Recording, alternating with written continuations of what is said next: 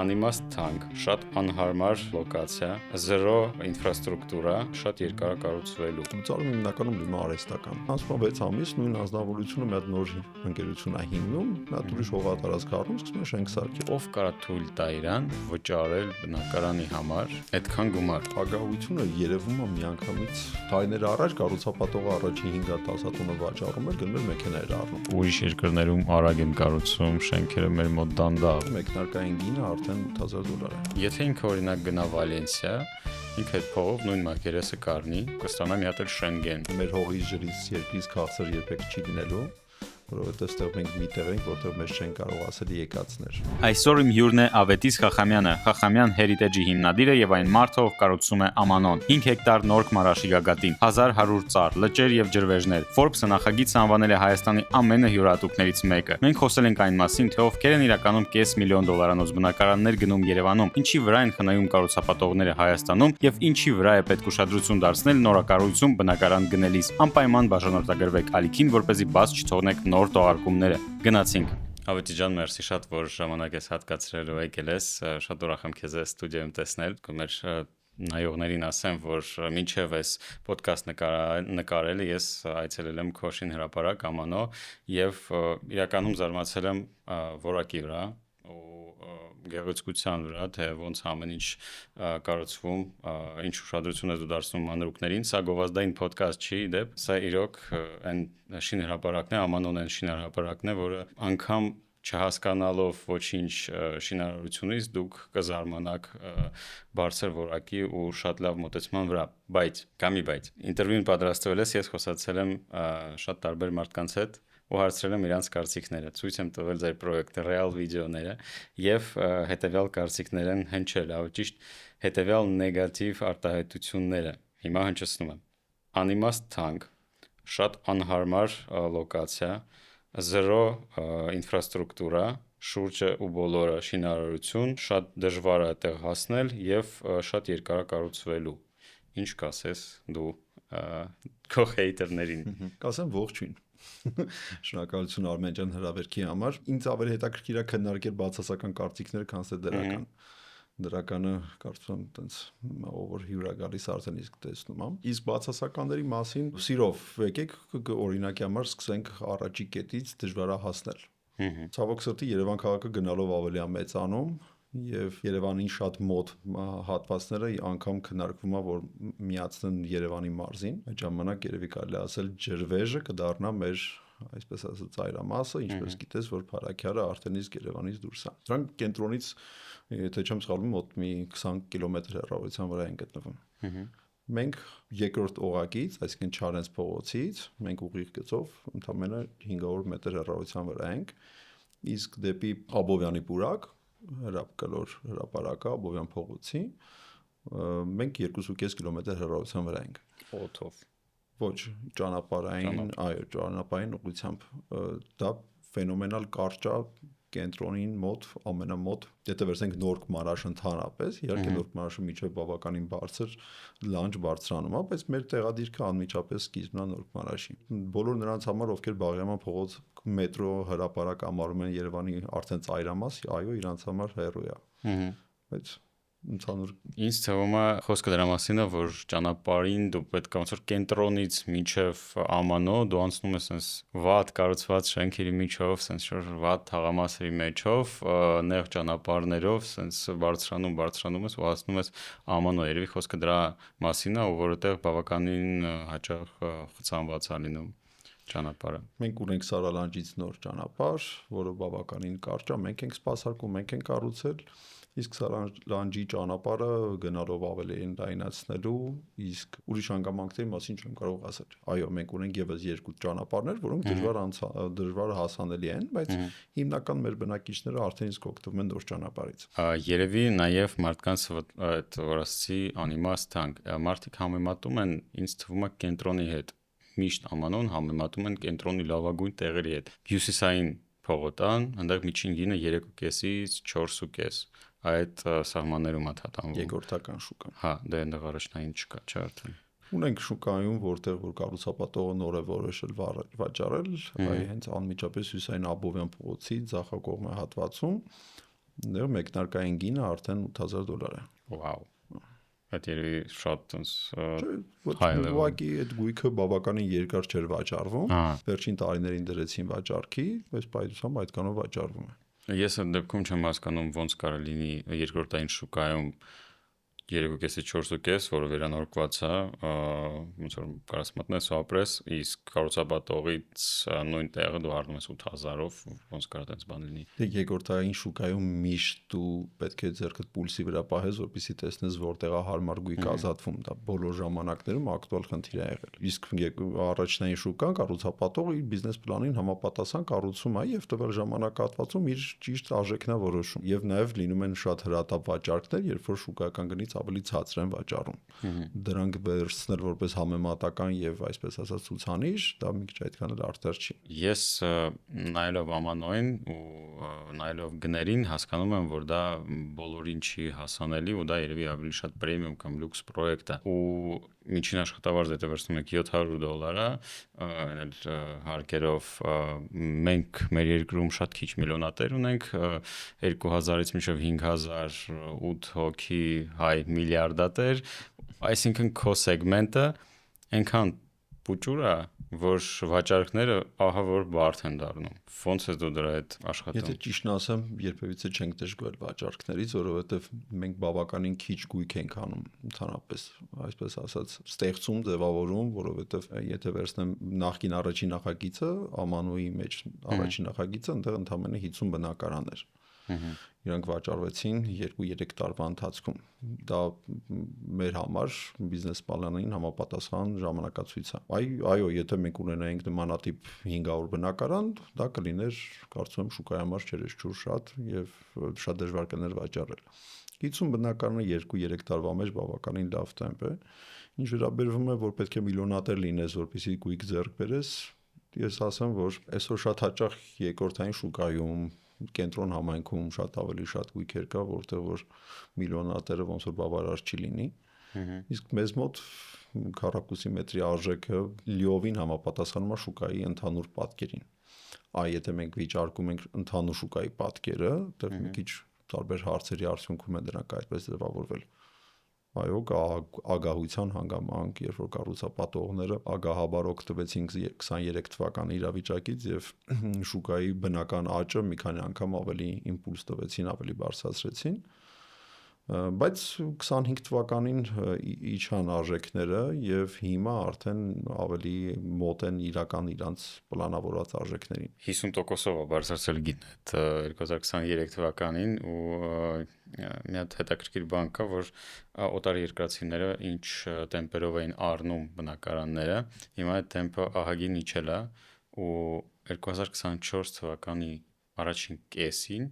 երկու անգամ ավելի շատ էին այլ օտար երկրացիները վաճառում գույք Հայաստանում, քան գնում, ինչ որ շատ հետաքրքիր բան է ցույց տալիս իրական առողջությունը շուկայի, որ այդ գները իրականում չգիտեմ ինչի հաշվին են մնում այդքան բարձր շուկայում։ Մենք հայրենադարձությունը հաշվի չենք առնում վերջին 2-3 տարվա ընթացքում հայրենադարձությունը հակառակ, այսպես ասած, պատկերն ունի, եթե մինչև 2023 թվական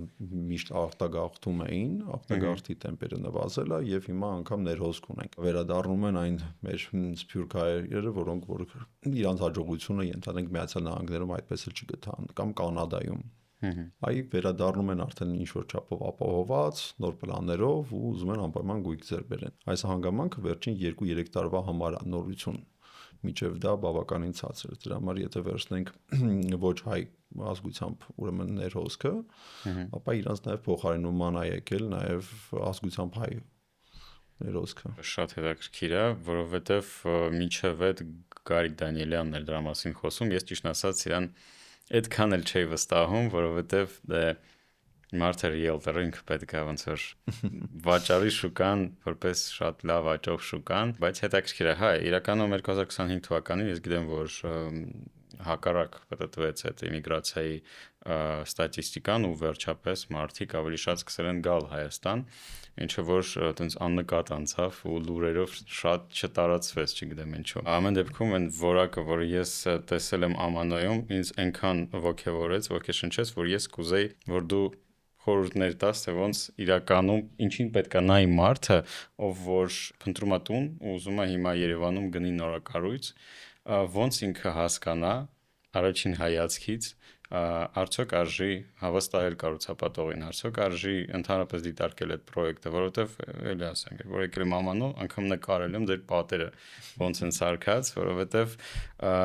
ես, որ երբեք շինարարությունով չեմ զբաղվել, հասկացել եմ, որ դա իրոք որակ է։ Գիտես, ընկերություններ կան, օրինակ,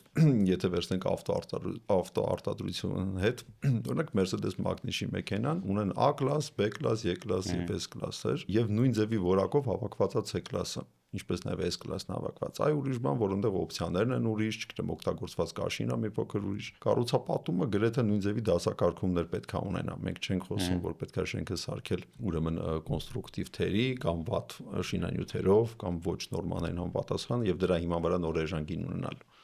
Չէ, կարելի է ունենալ լավ հարմար գին շուկայական, անգամ եթե քո բոլոր նորմաները պահվում են։ Կյանքի համար բոլոր արժեք, այսպես ասած, կարևորագույն նորմաները պահելով դու կարող ես ունենալ բավականին հետաքրքիր արժեք։ Ցավոք սրտի ոչ բոլոր կառուցապատողներն են այսպես ասած ներքին հաշվապահությունը այդպես անում։ Կա ֆենոմենալ բարձր հողատարածքի արժեք, որը որ ձեռք է բերվում, եւ այդ հողատարածքի արժեքը փոխանցվում է գնորդների վրա, այսինքն դա արժեքի համար վճարում են եւ բարձրանում է ինքնարժեքը, որի համար վճարում է նաեւ գնորդը։ Դա համար մենք պետք է հասկանանք, իսկ որտեղ ենք ուզում ապագայում ապրենք։ Մենք եթե ուզում ենք ապրենք հրապարակին շատ մոտ, ապա պետք է հասկանանք, որ այդտեղ հողատարածքը ֆենոմենալ թանկ է եւ մենք ինչ որ չափով այդ լոկացիայի համար վճարենք։ Եթե ուզում ենք կանաչ այգիներ, մաքուր օդ, սիրուն հով զովա, ուրեմն կարող ենք գնալ հյուսիսային հատվածը Երևանում, որտեղ մի քիչ ավելի էժան է հողատարածքը, եւ այնտեղ գնել բնակարան, որը որ կլինի մեր գրպանին համապատասխան։ Այդ ցավոք երկու երնեք միտեղ չի լինում։ Իսկ երբ որ մենք վերցնենք կենտրոնով համեմատենք, ասենք այնտեղ գները շատ բարձր է, թե բարձր է, որովհետեւ հողն է թանկ։ Հողնաթանկ շինարարության անելն է շատ դժվար։ Դուք փորձեք կենտրոնում մի հատ բարձրակ շենք սարքեք, անգամ լավ 5 հարկանի շենք սարքեք։ Իր լոգիստիկան այնքան դժվար է, դու բավական մեծ գումարներ ես վճարում։ Հետո չեմ ասում, որ հարակից միջավայրում բավականին մեծ ազդեցության գործոնի համար էլ գինը բարձրանում։ Չգիտեմ, հարևաններն են բողոքում, ժամանակավորապես դադարեցվում է կառույցը։ Դե չեմ վերցնում այն սցենարները, որ չպետք է այդտեղ կառուցեին։ Շատ հաճախ չպետք է կառուցեին, կառուցում են եւ դրա համար է դանդաղում։ Բայց եւ թե անգամ երբ որ բոլոր օրենքներին համապատասխան սկսում են կառուցել, մեկ էլ շինարարությունը 1-2 տարով կանգնում է։ Դրա համար համեմատել կենտրոնը ծայրամասերի հետ մի քիչ այդքան էլ արդար չի։ Կենտրոնում շատ դժվար է շենք սարքելը։ Իսկ թվում է խնդիրը կենտրոնի նաև դրա մեջ է, որ դու եթե պատրաստ ես անգամ գումար վճարել կենտրոնում բնակարանը ձեռք բերելու համար, չես զգում, որ դու ապահով ձեռքերում ես, չես զգում, որ դու ճիշտ մարդուց ես բնակարան առնում, որ ընկերությունը, որը կառուցում է, վստահելի է, որ մատերիալները որակով են։ Վերջին տարիներին շատ են եղել լուծարվող ընկերություններ, կառուցապատող բնակավարում, որ ամենավախենալուն է, որովհետև լինում են անգամ, որ դաժե շենքը չեն էլ ավարտում, լուծարման են գնում։ Լուծարումը հիմնականում լինում է արհեստական։ Հասնում է ինչ-որ մի կետ, որտեղ հասկանում են, որ եկամուտաբեր չի լինելու շենքը ավարտելը, դրա համար որոշում են, որ իրանք պետք է սնանք ճանաչվեն, լուծարվեն, փակվեն։ Հետո փակվում են, անցնում 6 ամիս, նույն անձնավորությունը մի հատ նոր ընկերություն է հիմնում, մի հատ ուրիշ հողատարածք առնում, սկսում են շենք սարքել։ Այ մարդիկ գնում են, սկսում են նորից այդտեղից տուն առնել։ Եթե կառուցապատողը արդեն այդտեղ զեռագիր ունի, ուրեմն պետք է հասկանալ, որ ինքը պետք է երկրում իրավունք չունենա շենք սարքելու։ Բայց մեր մոտ ոնց որ գնորդները այդ հանգամանքի վրա այդքան ուշադրություն չեն դարձնում ու տենց բարբերաբար մոտենում են անգամ դեպքով նույն կառուցապատող 3 անգամ սրանք ճանաչվել բայց ինքը դորից շարունակում է շենք սարքել Այստեղ գնորդին մեղադրելու չի որովհետև այդ գնորդը որտեղից իմանա ինչ որ բազա չկա որտեղ որ դու կարաս մտնես ուսումնասիրես թե մի քիչ ժամանակները կարգավորվեն ու գոնե պետքա լինի կառուցապատողի հեղինակության որոշակի ցուցանիշներ գիտեմ տվյալ կառուցապատողը օրինակ ինչ ցուցանիշներ ունի այդ պետքա հրապարակվի ինչքանով է ուշացրել ժամկետները խոստումը ինչքանով է իրականություն դարձրել ինչքանով են այդ նկարները այդպես սիրուն որ պատկերում են ինչքանով են ընդհանրապես դրանց մոտիկ ինչ որ բան կառուցվում սա ես կարծում եմ ավելի շատ մեդիայի դաշտում է այս խոստումը այս անելիք մեդիայի դաշտում է երբ որ նրանք հուշով բան անեն հետևեն օրինակի համար արդյոք իրականացվավ այն ամենը ինչ որ դուք խոստացել եք Այ քիչ-քիչ պետք է այդ ամեն ինչը ջրի երեսի գա, որպեսզի կառուցապատողն էլ հասկանա, որ չի կարող պարբերաբար խաբել։ Ինչ որ մի ֆուլ պետք է գա, որ ինքը պատասխանատվության ենթարկվի։ Մի կողմ դնենք այդ մարդկանց, ովքեր որ չեն ավարտում շինարարությունը, բայց նրանք ովքեր ավարտում են այն պրեմիում էքստրա լաքշերի, չգիտեմ ինչ բնակելի համալիրները, որ սարքում են, չգիտեմ, Վերին Անտարայինում, կենտրոնում, ուրիշ տարածքներում, իրանց շինհրապարակ մտնելով ոնց հասկանալ, որ վերջում այդ մարդը չի խաբելու։ Ենթադրենք ինքը առաջին անգամ է սարքում։ Դες ագահությունը երևում է միանգամից անգամ նախագծից, երբ որ դու նայում ես նախագիծը, տեսնում ես, որ տվյալ կառուցապատողը ճանապարհին մայթ չի նախատեսել։ Ինքը շենքը կառուցել է անմիջապես ճանապարհի վրա։ Այդ մարդու շատ բան հետո ուզենալ այդքանը ճիշտ չի։ Արդեն հասկանում ես, որ այդտեղ չի կարա լինի անգամ այն խոստացված ծառը, որովհետև գլոբալ առումով դրա համար տեղ չի թողնված։ Ես խորհուրդ կտամ առաջին հերթին այցելել շինհրապարակ, որովհետև շատ հաճախ մարդիկ նախագիծը առնում են ցուցահանդեսների, նկարներով, հեռախոսով, արտերկրից ոչ մի անգամ չեն մոտենում շինհրապարակ։ Ճիշտ է, այդտեղ կա անվտանգության օրինակի համար գոտի ասած այդ շինհրապարակը ինքը վտանգավոր միջավայր է, սակայն կարելի է գտնել եզրեր եւ ցույց տալ շինհրապարակը։ Շինհրապարակից շատ բան երևում է արդեն, տվյալ կառուցապատողի իշկանով արդյունքում ավարտի այդ նախագիծը։ Դու դες լավ բաների մասին ես խոսում, իսկ ժամկետները, երբ որ մի ահռելի շենքի վրա կառուցման համար նախատեսված է 2 տարի։ Նայում ես ոնց կարող եք դուք այս շենքը 2 տարվա մեջ սարքել։ Մենք ունենք ֆենոմենալ լավ կառուցապատողներ, որոնք որ իրանց շինարարական կազմակերպությունը 3 տարվա մեջ իրականացրել են այդ հատվածը, բայց խոստումը եղել է տրամաբանական։ Օրինակ, չգիտեմ, բնակարանները չեն վաճառվել վերանորոգված։ Դու կարող ես 3 տարի հետո վերցնել ու նոր վերանորոգել։ Բայց հիմա տեսնում եմ հայտարարություններ, որտեղ որ ասում լավ, ինչի եք միանգամից խափում։ Միանգամից 2 տարի զապասով ասեք, գոնե մոտիկ լինի ձեր իրականությանը։ Կստати, շատ հետաքրքիր հարց է, ինչու ուրիշ երկրներում արագ են կառուցում շենքերը, մեր մոտ դանդաղ, ու ինչու է մեր մոտ sense պրոյեկտները այնքան երկար տևում, որ ռեալ նայում եմ որոշ շենքերին, լավ անունները չտամ, ու իրանց վաճառքները մինչև հիմա գնում են շենքը մինչև հիմա չի հանձնվել, չնայած արդեն մի 7 տարի է ես տեսնում եմ այդ հայտարարությունը, որ sense շենք է լինելու ստեղ։ Այստեղ կլինի sense շենք, մի քիչ էլ սպասեք, շատ էժանը ու միշտ էժանը է այդտեղ տունը։ Չէ, անգամ լինում է, որ ավելի շատ էժանացնում են։ Սկզբից ինքը ավելի թանկ էր, անցել է 3 տարի, բայց ինքը սկսել ավելի էժան վաճառել։ Շատ լավ ներդրում է։ Հա, ներդրման տեսակետից հետաքրքիր է ստացվում։ Հիշում եմ ժամանակին կար, որ խանութի վրա զեղչեր էին գրում, մեծ գրում են 70%, դու մտնում էիր խանութ, որ գներ 70, քեզ ասում են այն մի հատ վազան, այ դրա վրա է 70, մնացածը սախ 10% է։ Որ մի հատ մնացել։ Հիմա մեր շենքերն էլ են նույն ձևի վարվում, ինքը որպեսի գայթակղիչ լինի, ինքը ասում է կարճ ժամանակահատված, որ դու գոնե պլանավոր ես, որ 2 տարի հետո բնակվելու ես, բայց իրականությանը չի համապատասխանում, դու մարդը վերջում խաբված է դուրս գալիս։ Հիմա որոշակի կարգավորումներ անում են շինթույլտվության ժամկետը, դու չես կարա երկարացնես, եթե քեզ տրված է 4 տարի, ապա այնտեղ մի 6 ամիս անվճար կարողանում ես դիմել, դրանից հետո պետքա վճարես ահռելի մեծ գումար։ Այսինքն հիմա արդեն կառուցապատողին շինարարությունը ձգձգել, էլի ձեռ չի տալիս։ Ինչքան մեծ գումար։ Շինթույլտվության ամբողջ գումարը, որը դու սկզբից վճարել էիր ստանալու համար, շինթույլտվությունը հիմա որ արդեն խախտել ես, ու այսպես ասած այդ անցել է նաև այդ 6 ամսվա պատոհանը, դու նորից պետք է ամբողջ գումարը վճարես, որպեսզի նորից կարողանաս շինարարությունը շարունակես։ Նաև ասեմ, որ գնորդները սկսել են պահանջել ժամկետների խախտելու դեպքում որոշակի տուժտուգանքներ, որը գնման պայմանագրերի մեջ ֆիքսվում է։ Եվ նաև կառուցապատողը սկսել է դրան էլ հաշվի առնել, որ նայում ասում է իսկ ինչ իմաստ ունի։ Նաև գումարն է պահվում, այսպես ասած, սառեցված բանկային հաշվում, որովհետև դա էլ է բերում նրան, որ կառուցապատողը ուզում է այսօր շուտ գնա կառուցապատումը ավարտի, որպեսզի ստանա այդ վկայականը, որ կարողանա այդ գումարը օգտագործի։ Գտել են եզրեր վերջին 1-2 տարվա ընթացքում, բայց դա ինչքանով էֆեկտիվ կլինի, կցույց տա ապագա 1-2 տարվա ընթացքում։ Իսկ կառուցապատողը ընդհանրապես այդ գումարին չի կարողանում կպնել։ Հիմա 50%-ով է կարողանում կպնել, ժամանակին 70 եւ ապագայում կսարքեն 100։ 100%-ին ինքը չի կարող կպնի։ Տարիներ առաջ կառուցապատողը առաջի 5-10 տունը վաճառում էր, գնում էր մեքենա էր առնում։ Դո նոր հետո ասում էր դե լավ, հիմա կարամ սկսեմ այս նոր, այս օգուտը ես սկզբից վերցնեմ, հետո մնացածը կսարքեմ։ Հիմա մի քիչ սիտուացիան ուրիշ ձև է։ Հիմա դու արդեն պետք է վարկավորվես, որովհետև կամ դու պետք է ունենայիր այդ գումարը բարձի տակ, կամ պետք է դիմես բանկին, որը որ բերելու է նաև շինարարության թանկացման։ Այդտեղ արդեն նորից կստացվի այդ պատկերը, որ դու երկրորդային շուկայից կկարողանաս ավելի էժան առնես, քան թե կառուցապատողից, որովհետև իր գումարը գոնե տարեկան 10% արժեք ունի։ 10%։ Դե բանկային, այսպես ասած, ֆինանսավորման տոկոսը, դոլար դրամ միջինացված այսպես 10%-ը դու պետք է հաշվի առնես, որ շինարարության վրա թանկանալու է։ Ահարելի գումար է, որովհետև ուրիշ երկրներում 6% հիպոթեկա համարվում է արդեն թանկ։ Մեր դեպքում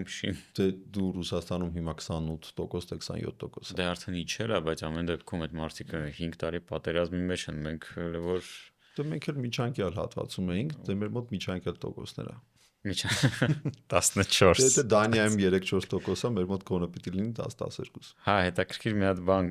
դա ասեցիր, որ չեն ավարտում շինարարությունը ու տուգանվում են, եթե ձգձգում են ժամկետները, բայց դա տարածվում է այն շենքերի վրա, այն նախագծերի վրա, որոնք շատ շուտ են սկսվել։ Եթե չեմ սխալվում, այո, նաև հիմա նաև օրենագիծ կար, որ պետք է իրանք նաև գույքահարկը վճարեին այդ շենքերի, որոնք որ չեն կառուցվել։ Այս ամեն ինչը բերելու էր մենակ նրան, որ վերջում վճարելու է այս հաճույքի համար մեկը գնորդը։ Նո, իհարկե։ Դրա համար ստացվում է, որ թանկանալը անխուսափելի է։ Պատկերացնում եմ միջգները լինելու հին Երևան Դե այո։ կենտրոնում։ Դե կենտրոնում էլ գլոբալ առումով տեղ չկա, եթե այնուամենայնիվ ինչ որ մեկ ուզում է կենտրոնում գույք ձեռք բերի, պետք է հասկանա, որ 5 տարի հետո ինքը բավականին շատ թանկ է վճարելու։ Իմաստ կա թե չէ, արդեն ինքը պետք է որոշի, բայց գլոբալ առումով շուկական պայմաններ են, շուկական արժեքներ են։ Այդ հին Երևանը, որ ասացի, այնտեղ 21 շենքեր նախատեսվում։ Կառուցել են 2 կամ 3։ Հիմա եթե նայենք Ամանոյին, դու չես վախենում, որ կարաս այդ 11 շենքից, որ նախատեսել ես, սարքես ոչ մեկը կամ սարքես մեկը ու վերջ։ Հին Երևանը իրականում դրա համար չի, որ չի կառուցվել, այնտեղ կոնֆլիկտային հարցեր կա, հողի վրա հին կառույց ունեցողները համաձայն չեն փոխհատուցվող գումարի հետ, եւ եթե հյուսիսային պողոտայի ժամանակ այդ ամեն ինչը որոշվեց, այսպես ասած, կոշտ բանով, ուժով, ապա այս մարդկանց հետ փորձում են հաշվի նստել եւ դրա համար պատկերը տենց է, ոնց որ Ֆիրդուսում էր։ Մենք այդպես խնդիրներ չունենք, մեր խնդիրը համապատասխան ժամանակացույցի մեջ ընդհանրապես առաջարկ անելն է, դա 2 տարին մեկ նոր նախագիծ։ Դա է պլանները, ինչ վերաբերում են առաջին հարցին, ինֆրաստրուկտուրան դեռ չկա, ինֆրաստրուկտուրան կա եւ լինելու ավելի խիտ, մշակված, բայց դրա ամենի համար պետք են բնակիչներ։ Դու չես կարող կառուցել մեծ խանութ, եթե դու ապրում են բնակիչներ 30-40 հոգին։ Իրանց բավարարելու համար հիմա կունենանք delivery առաքման լոգիկայով, հետո կունենանք ավելի մեծ խանութ, սրճարան, ամեն ինչը նախատեսված է ի սկզբանե նախագծի մեջ։ Ամանոյի տարածքում։ Այո, բայց միայն բնակիչների համար։ Իսկ որտեղ ես նախագծերի, այո, 4-րդ этаպում կառուցվող շենքի ներքևը մենք ունենք ուրեմն մեծ խանութի հատված եւ ունենք տանիքում ռեստորանային, սրճարանային հատված նաեւ նորից։ Այսպես փոքր կուրասան տակ բանը, այսպես խմորեղենների համար կետ, սուրճի կետ, դա ամեն ինչը նախագծի մեջ կան, բայց ամեն ինչին ժամանակ ապետ կախված բնակիչների քանակից։ Ստեղ ֆիքսեցինք, ինձ որպես ձեռներեցին հետաքրքիր է մոտեցումը, որովհետև դու նախ կրթությունը ստացել ես ընդհանրապես ուրիշ, հետո զբաղվել ես ռեստորանային բիզնեսով ու հետո շինհրապարակ ես մտել, այդ շինարարության ոլորտ ես մտել։ Իմ համար տրամաբանական չի, որովհետև ես ոնց որ մեծանալով տարիքի հետ հակառակը իմ ֆոկուսը այնքան է փոքրանում, որ ես ասում եմ,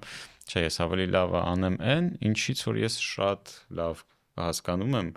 ու ես կկարողանամ հաջողությանը հասնել ու երկար կզբաղվեմ։ Դու ոնց որ անընդհատ քեզ նորից ես գտնում։ Ոնց որ մեդիայում պետք է քեզ նորից անընդհատ գտնես։ Ես իրականում 18 տարի եղել եմ ամսագրերի հրատարակիչ, գլխավոր խմբագիր եւ ռեստորանային հատվածը վերջի տարիներին զուգահեռ են եղել։ Գլխավոր խմբագիր լինելը հնարավորություն է տվել շատ մեծ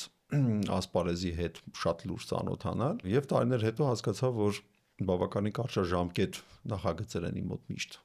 Չգիտեմ, ամսագիրը դա ամսվա կտրվածքով է բնականաբար, իսկ ռեստորանները իրանք ակտուալ են լինում մինչև 5-ից 10 տարի։ Դրանից հետո իրանք դի փոփոխվեն եւ տարվացվեն։ Եվ հասկացա, որ չեմ ուզում կարճաժամկետ նախագծերում լինեմ։ Կառուցապատումը դա ես կարծում եմ երևի միակ ուղղություններից մեկն է, որ դու կկարողանաս մնայուն ինչ-որ մի բան ստեղծես, որը գոնե մի 100 տարի, եթե չի լինի ակտուալ, գոնե կցույց տա կոնկրետ քո ժամանակաշրջանում կատարված աշխատանք։ Դա համար տենց փուլային եմ մոտեցել կառուցապատման, հետո հասկացա, որ ոնց որ թե ամենասիրելի ժամանցը ստեղ է։ Իմիջիայլոց ասեցիր 100 տարի։ Այսօր ես իմացել եմ մի բան, որ վիդեո եմ տեսել, վիդեո եմ տեսել, որտեղ ասում է, որ հիպոթեկը երկարացել է, դարել է 20 տարի, բայց շինարարության որակը հակառակը այն ոնց որ վատացել է ու մարդիկ արդեն օգտագործում են մատերիալները, որոնք անորակ են, արագ են, ոնց որ փչանում, չգիտեմ, մեր կլիմայական պայմաններում ավելի արագ են մաշվում եւ ստացվում է, որ հիպոթեկի վերջում դու ունենում ես տուն, որը արդեն այդքան էլ թարմ չի, ոնց է դրան նայում, որովհետեւ բոլոր տներին է երևի, բոլոր նորական կառույցներին դա վերաբերվում ու ինչ-որ պահին քեզ էլ է վերաբերվելու։ Գիտեք, հիշես սովետական միության ժամանակ կառուցված շենքերում ինչ-որ մոտ իրականության մեջ էին ապրում, որ վերևի հարկի բնակիչները տենց տուժված էին։ Ինքնից պարբերաբար պետքա տանիքը իրանց հաշվին վերանորոգեին։ Ամեն ինչ իր ժամանակը ունի։ Բնականաբար ցանկացած շինարարական մատերիալ մաշվածություն ունի, չգիտեմ, վերելակները, որոնք տրվում է 25 տարի, 25 տարի հետո դու պետքա կամ փոխես կամ վերանորոգես։ Դա տրամաբանական process է, դա ոչ մի ձևի կապ չունի նոր ժամանակների հետ։ Չկարա անգամ հələ ավելին ասեմ, հիմա շատ ավելի որակով շինարարություն արվում, քան թե նույն սովետական միության ժամանակահատվածում։ Այ ուրիշ բան, որ մարդկանց պահանջմունքներն է փոխվել։ Այ դու հիմա ուզում ես, որ լիֆտի մեջ քեզ խոսան։ Այն ժամանակ դու ուզում ես, որ բարովխերով բարձրանայր վերև, իջներ ներքև։ Հիմա այդպես պահանջն է փոխվել։ Հիմա այդ խոսացողը 10 տարի հետո կլինի հին, վատ, չգիտեմ, անգլերեն չի խոսա, այդ ուրիշ բան, բայց խնդիրը իր լուծում է։ Դրա համար բնակարանից ակնկալվող, այսպես ասած, հանգամանքներն են փոխվել։ Ժամանակին կհիշես լվացքի մեքենայի համար տան մեջ տեղ չկար։ Դες լավագույն դեպքում մտածում էին, որ դա պետք է լինի խոհանոցում, հա, որովհետև այնտեղ էր միակ ջրատարը։ Հիմա մարդիկ ասում են, չէ, մենք ուզում ենք առանձնացված լվացքը սենյակ։ Տանկին ասում է, չէ, ես այդտեղ չեմ կարող այդ լվացքի մեջ հարթուկ անեմ, ինձ մի հատ ավելի մեծ սենյակ է պետք։ Դրա համար պահանջը բնակարանից լրիվ լիովին փոխվել է։ Մենք այտենց լրիվ ուրիշ բան ենք հիմա ուզում կառուցապատողներից։ Դրա համար իրանք ակտուալ կլինեն հաջորդ 20 տարին, իհարկե ոչ, որովհետև կարող է 20 տարի հետո մեր հագուստը մեր տանը չլվացվի։ Դրա համար այդ սենյակը կարող է կարիք չունենա կամ հեռուստացույցի կարիք չունենանք։ Հիմա շատերը արդեն տանը հեռուստացույց չեն դնում։ Դրա համար խոսալ այդ էվոլյուցիայի համար, որը որ շինարարության որակետա կապված տեղին չի, իսկ պահանջները որ փոխվելու են, ավելի արագ են փոխվելու։ Դու դրա համար ես այդ նոր ֆորմաներով ոչ սովորական ձևի շենքեր ես ստեղծում։ Չէ, ես երևի ավելի շատ ստեղծում դրա համար, որ դա լինի զգալի տարբերվող, որովհետև հասարակության մեջ մարդիկ կա, որոնք որ սիրում են սիրուն հագնվել, իրանք ավելի կարդացած են, իրանց համար արժեքը լրիվ ուրիշ բանի մեջ է, չգիտեմ, արվեստի շատ գործեր վերսաժում չեն ման գալիս։ Այդ մարդիկ ուրիշ բան են պահանջում։ Իսկ ինչի այդ մարդկանց համար համապատասխան օրինակի համար անշարժ գույք էլ չձևավորվեր։ Հա, շատ հեշտ է կառուցել քառակուսի շենք, ուղղանկյուն, ուղիղ, պարզ կոնստրուկցիաներով։ Իսկ գիտեք ինչքան թանկ ու դժվար է այդ կլոր պատերը, այդ կոնստրուկցիան, այդ ամեն ինչը, որ վերջում դառնում է արի այդպես մի քիչ բան համեստ չնեմ, ասեմ արվեստի գործ։ Օրինակ հիմա մենք կառուցում ենք մի հատ տանիք, որը որ բավականին բարդ է, ինքը տարածաշրջանում նմանատիպ համարձակ խնդիրներ չեն լուծել, որովհետև իրենք շատ թանկ արժեն եւ նաեւ իրար երկարաժամկետության տեսակետից, արժեքի տեսակետից ինքը, բայց դու վերջում ունենում ես մի բան, որը որ տարածաշրջանում չկա։ Անկամ սովետական միության ժամանակ կեսկական որ սարքում էին մարզահամերգային համալիրկարային քառակուսի սարքեին։ Կարող լիներ պարս, օրինակ ոչ մեկ չէր պահանջը, որ կինոռայսյան պետք է լինի այդպես սիրուն բարդ ֆորմաներով։ Կարող լիներ քառակուսի ավելի սիրուն պարս, հաստատ բանից Մոսկվայից ավելի հեշտ ապրոք ստանային։ Բայց չէ, կար ամբիցիաներ, ճարտարապետները ուզում էին, որպեսզի խոսք մտնի քաղաքի մեջ։ Ուզում են իրան ժամանակաշրջանը ցույց տային, ուզում են ցույց տային, որ մենք էլ մեր գյուղում կարանք սիրուն բաներ սարքենք։ Պետք է այտենց մոտեցումը այտենց լինի, թե չէ, այտենց եթե մենք վերցնենք ֆինանսական կողմով որոշենք կամ ասենք շուկան ինչա պահանջում, այո, տատիկս ապրում էր կվադրատնիկ տանը, օրինակ ես էպտի տենց ապրեմ։ Այդտեղ զարգացումը չի լինի։ Այ պետք է լինեն այդ գժերը, որոնք որ կառուցում են ստանդարտներից դուրս, որովհետև կարծում վերջում դա է մնում։ Ես երկար ժամանակ մտածում էի ձեր գների մասին։ Որովհետև մի կողմից դու ասում ես, որ դա ընդհանրապես լյուքս չի։ Դու ինձ պատմել ես, որ նաև սովորական բժիշկը, չգիտեմ, բիզնեսմենը եւ այլն կարա հայրենադարձը կարա տուն առնի ձեր մոտ ու տենց հաճախորդներ ունեք։ Մյուս կողմից դու նայում ես, որ տանը ու հասկանում ես, որ եթե մարդը վերցնում է ենթադրենք 100 քառակուսի մետր մակերեսով բնակարան, այդ բնակարանի արժեքը կլինի մոտ 450-ից 500 $1,000։ Ով կարա թույլ տա իրան վճարել բնակարանի համար այդքան գումար։ Ինչա տալիս իրան այդ բնակարանը։ Եթե ինքը օրինակ գնա Վալենսիա, ինքը այդ փողով նույն մակերեսը կառնի ու նույն մակարդակի ոնց որ նույն աստիճանի շենքի մեջ, չեմ ասում նույն դիզայնի, բայց նույն դասի կգնա, չգիտեմ, Էստոնիա կամ ուրիշ երկիր եվրոպական կառնի տուն ու կստանա մի հատ էլ Շենգեն, նույն Հունգարիայում օրինակ Golden Visa են տալիս դրա համար։ Ինչա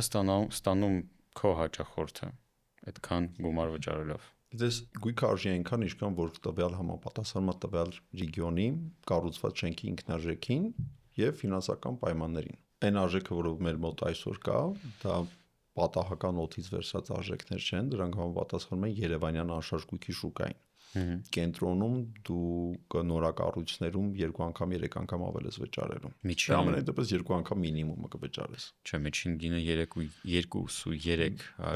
է։ Չենք կարող համեմատել նույն դասակարգերը։ Դասակարգերը Եվ հիշենք, որ երբ որ շենքը 30 հարկանի է, իր ինքնարժեքը շատ ավելի ցածր է, քան թե ինքը 5 հարկանի է։ Դասակարգերի մասին խոսալը շատ դժվար է։ Ամեն դեպքում ստեղ տեսեք մենք Երևանում գույք ունենք, որ արժի 300,000 դրամ։ Կարող ես գնել հարավ-արևմտյան թաղամասում նորակառույցում շենք առնել, որտեղ արժի 300,000 դրամ։ Դա բավականին խելամիտ արժեք է։ Համաձայնվես թե չէ։ Այդ Վալենսիայի բնակարանի հետ պետք է համատենք այդ արժեքը, որտեղ Վալենսիան ինքը իհարկե կենտրոնը չի, մայրաքաղաքը չի, մենք չենք կարող վերցնել մայրաքաղաքները, կարող ենք դիտարկել մայրաքաղաքները, լոկացիաները եւ լոկացիաներում համապատասխան դասակարգի շենքերը։ Մեկ համեմատում են, վայ, Դուբայում այդ արժեքով կարամ տուն առնեմ։ Իհարկե կարող ես առնել, բայց դա կլինի անապատից մոտ մի 50 կիլոմետր, ծովից 50 կիլոմետր ներս եւ այդ թաղամասում կարող առնես միակ բնակիչը, ոնց որ հիմա ոնց որ կա։ Այնտեղ մարդիկ ուզում էին անապատում կառուցեին ինչ-որ բան, որ ֆինանսներ ներգրավեին, այո, ֆինանսներ ներգրավեցին։ Բայց դու որոշել ես, որ քո ընտանիքը պետք է ապրի Երևանում, ապա դու պետք է երևանյան արժեքների մասին խոսանք։ Այդ համեմատականը միշտ հատկապես դա Ամերիկայի հայերին է մեր մոտիկ, որտեղ ասում է, այդ բանով, այդ արժեքով ես գլենդելով մի հատ տուն կառնեմ։ Իհարկե կարող է առնես, բայց մեր հայրենիքը մեկն է, մեր քաղաքը մեկն է, մեր քաղաքում փոքր կենտրոնում էլ տեղ չի մնացել։ Ու եթե դու ուզում ես որ մի փոքրիկ բան օթևան ունենաս Երևանում, ապա պետք է հասկանաս, որ այդ արժեքներին մոտիկ է ստացվում։ Չեն կարող բոլորը տենց ագահ լինեն, էլի միանգամից տենց ասեն կառուցապատողները այնքան են հարստանում, վերցնում են ինքնարժեքը, ասում պատմում են 3-ով, 4-ով, ասում են sense գին են ստանում։ Չէ, ամեն մեկի մոտ արժեքն է տարբեր։ Իհարկե հիմա կարող եք մեղադրել, ասեն, որ ինչի համար ես այդքան կանաչ ստեղծել, որ ինքնարժեքդ բարձրացել է։ Մի քիչ սարքեիր, քառակուսի շենք սարքեիր, էլի թողնը լիներ աման ու դա անվճար է։ Այդ գինել կլներ 4 անգամ էժան։ Կարծում եմ, որ պետք է նախագծերը իրար հետ համատականի մեջ տանել ճիշտ արդար հիմունքներով։ Ես վերցրել եմ կենտրոնի արժեքը, որովհետև դա շուկայական արժեքն է։ Ես միշտ դաժե ոչ միայն քաղաքների հետ եմ համեմատում, այլ GDP-ով եմ նայում։ Հայաստանի, Երևանի GDP-ին միջին աշխատավարձը, չգիտեմ, X երկրում նայում, համեմատում եմ ու հասկանում եմ, որ անհամեմատելի է, ոնց որ ստեղի գինը ձևավորվում է միայն ինչ-որ մեկի ցանկությամբ։ Պրոստը մեկը ասում է, ես ուզում եմ 400% մտնեմ մեջը, վերջ։ Ոնց որ տվյալ դեպքում մեկը չի, երբ մոտ մի 1000 հոգի մարդ է, իր այդ պայմանավորում ենք, հանդիպում ենք հիմնականում Մարիոտում, որոշում են գինը, չէ, իրականում այտենց չի, ամեն մեկը իր բիզնես պլանին համապատասխան արժեք դնում, անգամ ասեմ, որ այսօր շատերը որ գնում են սնանկացման, գնում են նրա պատճառով, որովհետև սխալ հաշվարկ են անում։ Իրանց մոտ ստացվում է, որ ինքնարժեքը այնքան ավելի բարձր է, դրա համար է այս ֆինանսական խնդիրները։ Հա, կա որ ֆինանսներն են վատ կառավարում, բայց մեծամասնություն մոտ այդ կալկուլյատորը ճիշտ չի աշխատում, որովհետև ընկերներով հավաքվում են, ասում են դե քառակուսի մետր ինչքան կնստի, որ շենքը սարքենք, $500, հա, դե 1500-ով կծախենք մի անգամից բանկ։ Այտենց չի, որովհետև լիքը հանգամանքներ չեն հաշվի առնում նախագծերի մեջ։ Հետո գալիս ամենավերջում, այսպես ասած, մեղրամիսը հարկեր վճարելու, ու դու հասկանում ես, որ ավելի լավ է դու ատապնամբուժությամբ զբաղվեիր։ Հա։ Դրա համար պատկերը տենց չի, ինչպես որ պատկերացնում են։ Մի հատ էլ խնդիր կա այստեղ, liquidity խնդիրը, այսինքն եթե դու առնում ես տուն 450-500,000 $, դու ակնկալում ես, որ դա կապիտալ է, այո դու մեջ ապրելու ես, բայց դու կուզենաս ինչ-որ նոր բան մի քանի տարի հետո ու արդյոք դու կարողանալու ես վաճառես։ Եթե մենք վերցնենք օրինակ հիմա Դուբայը չէ։ Դուբայում դու որ գնեցիր, դու հենց 1 ժամ հետո չես կարող վաճառես, որտեվ իր 1 ժամ հետո նոր գույք հարմատում շուկա։ Այո։ Երևանում շատ կարևոր է թե որտեղ եւ ինչ նախագիծ։ Մենք պետք է հաշվի առնենք, որ մեր կյանքի տեմպը փոխվել է, եթե մեր ծնողները մի ամբողջ կյանք ապրել են մեկ բնակարանում եւ նաեւ շատ հաճախ այդ բնակարանական սեփական տունը ժառանգություն էր տվում, նաեւ նոր սերունդներն էին այդտեղ ապրում, ապա հիմա արդեն մոտեցումը մի քիչ ուրիշ է։ Մարդկանց մոտ միջինը 6-ից 10 տարվա մեջ պահանջ է լինում նոր բնակարան ձեռք բերելու։ Չգիտեմ, կամ ավել սենյակ է պետք, կամ օրինակի համար հակառակը երեխաները գնացել են ու պետք է իրենց մեծ հյուրասենյակ օրինակի համար։ Դրա համար բնակարանը նայում են 6-ից 10 տարվա դիտարկետով։ 10 տարի առաջ Հյուսիսային պողոտան բավականին ակտուալ էր։ Բոլորի շուրթերին էր, բոլոր մեր Ռուսաստանի հայությունը երազում էր ստեղ տուն ունենալ։ Հիմա ամբողջովին այլ պատկեր է։ Հիմա Հյուսիսային պողոտան անգամ շատ ավելի էժան է, քան թե իր հարակից Պուշկին փողոցը։ Դրա համար, այսպես ասած, այն գնաց բնակարանը, որ Հյուսիսային պողոտայում ինքը գնել է 10 տարի առաջ, այսօր ինքը մեկա շահույթով է ծախելու։ Ինչքան էլ որ գինը կամ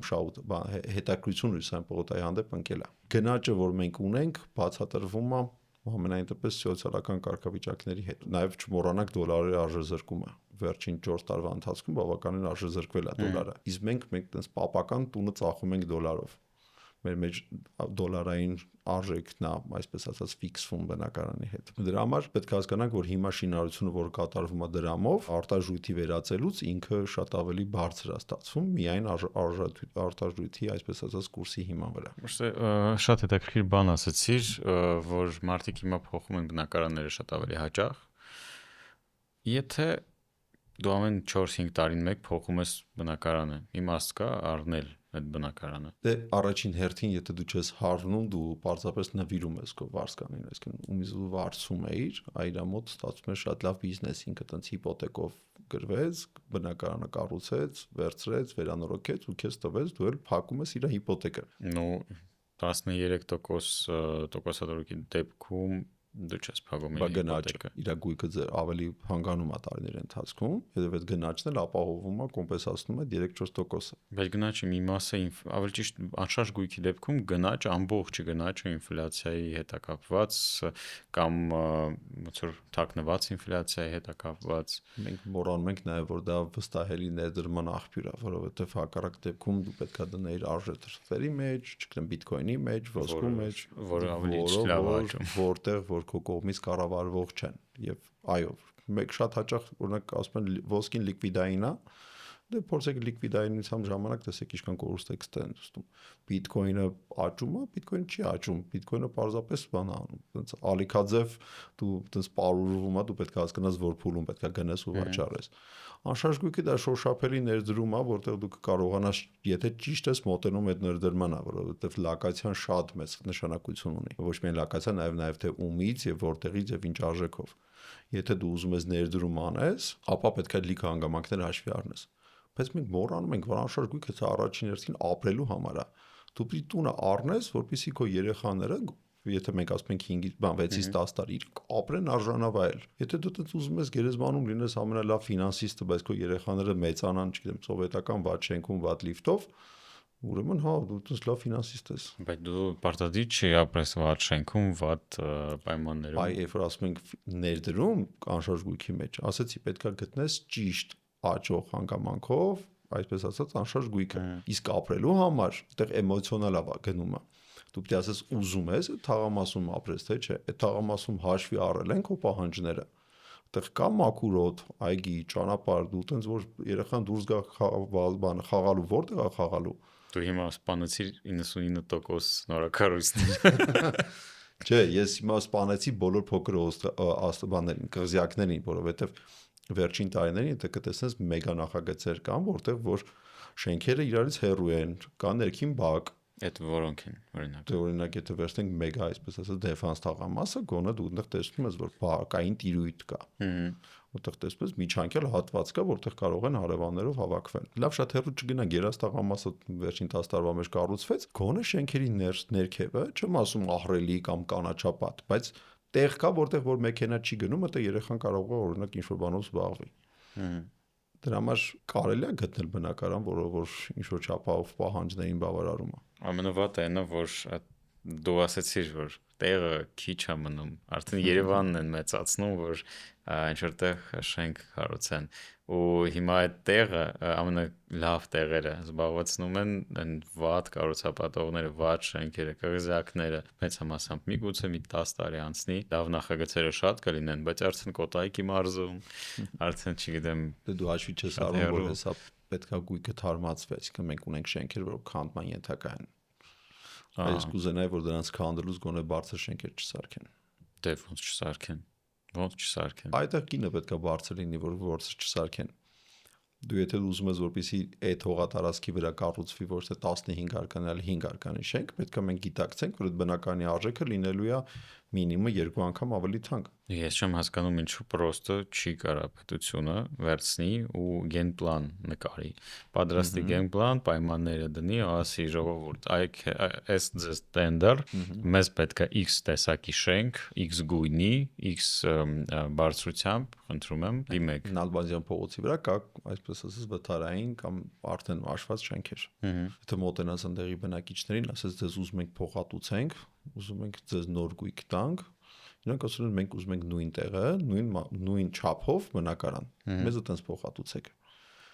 Դա կառուցապատողը բա ոնց այդտեղ նույն տեղում այդ մարդկանց փոխհատուցի, հələ մի հատ էլ նույն հարկայնությամբ շենք սարքի։ Բայց իր ինտերեսը որտեղ է լինելու։ Ինքը պետքա մի քանի հարկել վերև բարձրանա, որ իր շահույթը թաքնված վերևը լինի։ Կամ էլ ինքը կարա ներքևը ինֆրաստրուկտուրա սարքի ու տեղից գումար աշխատի։ Ինչ անենք, մեկը գինը բարձրանալու է։ Մենք այդ մարդկանց պետք է արժանավայել փոխհատուցենք շուկական արժեքներով եւ հետո էլ պետք է հարկայնությունը պահենք։ Կա ձևը, խնդիրը դա չի, որ ձև չկա։ Խնդիրը նաեւ որ այսօր մենք գնում ենք ուրիշ լուծման ստրատեգիայով։ Ունենանք կենտրոնում, այսպես ասած, լիկվիդային գույք, ոչինչ որ հարկայնությունը բարձր չի լինի, ոչինչ որ հրապարակից այդ շենքը չի երևա։ Դրա համար կառուցապատողները այս բարությամբ գնում են այդ ստրատեգիայով։ Եթե շարժ գույքի վաճառվի $10,000 եւ դա լինի 5 արկանի շենք, կամ օրինակ այդտեղ չլինի շենք, այդտեղ լինի հյուրանոց։ Բայց սիրուն արժանավայել մի հատ շենք Երևանի կենտրոնում, որ դու կանցնես, կասես, տեսեք, ինչքան սիրուն շենք է։ Դա էլ է, ինձ շատ անհանգստացնում, որ այդ սիրուն բառը ոնց որ քիչ է հնչում Երևանում արդեն։ Նոր շենքերի նկատմամբ ամեն դեպքում ոնց որ սարքում են ինչ որ տպավորություն կա, որ սարքում են արդեն գծած ինչ որ տեղ նկարած նախագիծը բերում են ստեղ, ոնց որ Հյուսիսային փողոտայի հետ եղավ իդեպ Վալենսիայից, կարծեմ վերցրել են նախագիծը բերել են մեր քաղաքի սրտում են տեղադրել, հիմա նույնը կատարվում այս շահատ նորակառույցների հետ, այսինքն ինչ որ հայկական ոչինչ չկա, Երևանը արդեն ուղղակի շաբլոնային քաղաք է դառնում, շատ նման ուրիշ տեղերին։ Մի քանի շենք ունենք, որ շատ լավ է ստացվել, երբ որ վերականգնել են կամ կառուցել են։ Ամենայն դեպս առաջի 2-3 հարկերը պահելով ճարտարապետական սիրուն տեսքը։ Օրինակ Ալեքսանդր հյուրանոց օրինակ։ Այդ վերականգնել, ներքևի մասը պահվեց, ճարտարապետական հատվածը, վերևը ճիշտ է կարելի էր ավելի սիրուն անել, համահունչ անել կամ ինչ ավելի ցածր անել, բայց մոտեցումը ճիշտ էր։ Իսկն ես կցանկանայի, որ Երևանում կենտրոնում շինարարության ժամանակ պահպանվեր այդ ժամանակաշրջանի ճարտարապետությունը։ Մեզ պետք չէ շատ մոդեռն շենքեր կենտրոնում։ Մեզ պետք է որպեսզի ձեռագիր ունենա քաղաքը։ Դες մտնես, ասես, այսին սիրուն Երևանյան, այս Երևանյան մթնոլորտը պետք է թափանցի մի անգամից։ Դե հենա Պուշկինի վրա որ սարքել են աֆրիկանների դե ամենայն դեպս դրանք կարելի էր սարքել մի քիչ ուրիշ տեղ։ Կարելի աֆրիկանների ֆասադը պահել, բարձրանալ մի քիչ ավելի մոդեռն ձևով, բայց այդ խնդիրը պետք է դրված լիներ ճարտարապետի առաջ։ Ես չեմ հասկանում անգամ այդ որ դու ասում ես Ալեքսանդր հյուրանոցը, այդ մոտեցումը ինձ ընդհանրապես չի գրավում։ Վերցնում են ինչ որ շենք, որը եղել է, չգիտեմ, 3 հարգանի ու սարքում են 20։ Ինչն է պահպանվել այստեղ։ Եվրոպայում շատ կտեսնես դեն շենքեր, որ վերցված է հինը, իր վրա մոդեռն շատ ապակեպատ մի հատ այսպես ասած բան է գոյացած։ Մի հատ հարկ։ Չէ, բարձրահարկ շատ հատ այտենց նախագծեր շատ կան, երբ որ ինքը ցույց է տալի ժամանակաշրջանի զարգացումը, ասում ասա 18-րդ դարի շենքեր, բայց ժամանակները փոխվել են, այստեղ այս տարբերությունը դու կնկատես։ Ուրիշ բան, որ դա պետքա լիներ շատ, ինքը բավականին պարտավորեցնող գործ է, դու չես կարող այտենց վստահես երեկվա ուսանողին կամ, չգիտեմ, ժամկետ անցած ճարտարապետի, դա պետքա լինի ճարտարապետական խումբ ձևավորվի, այդ ստրատեգիաները որոշվի, քննարկվի եւ համաձայնություն տրվի ոչ միայն բիզնես անկյանդակ, այլ նաեւ քաղաքի հետք թողելու տեսակետից, հատկապես այդ փոքր կենտրոնի այդ կարևորագույն փողոցների վրա։ Դու ասում ես, որ շենքերի կառուցումը դա ոնց որ իսկուսство հայերեն ոնց էր արվեստ է, բայց արվեստը ինքը scalable բան չի ընդհանրապես դու չես կարա արվեստը տարածես copy paste անես ու աշխատես դրա վրա ես փորձեցի այդ մետաֆորան կիրառեմ Ամանոյի վրա Ամանոյի առաջին նախագիծը Ivy շատ սիրուն էր շատ unique էր 4 շենք 50 բնակարան երկրորդը արդեն մի շենք երկար 70 բնակարան ուստեղ մարդիկ կարան նայեն ու մտածեն եթե ինքն պատրաստվում է 11 շենք տնի 11 նախագիծ սարքի որակի ինֆլյացիան այդ ուր է հասնելու այդտեղ ոնց ես դու պատրաստում ես scale անել այդ ամեն ինչը ասացիր արվեստը դա կարելի է երկրորդ բառը օգտագործել բանը սահմանափակ Արվեստը սահմանափակություն է սիրում։ Այն արվեստագետը, որը որ շատ է ստեղծագործում, ինքը այդքան էլ ակտուալ չի լինում։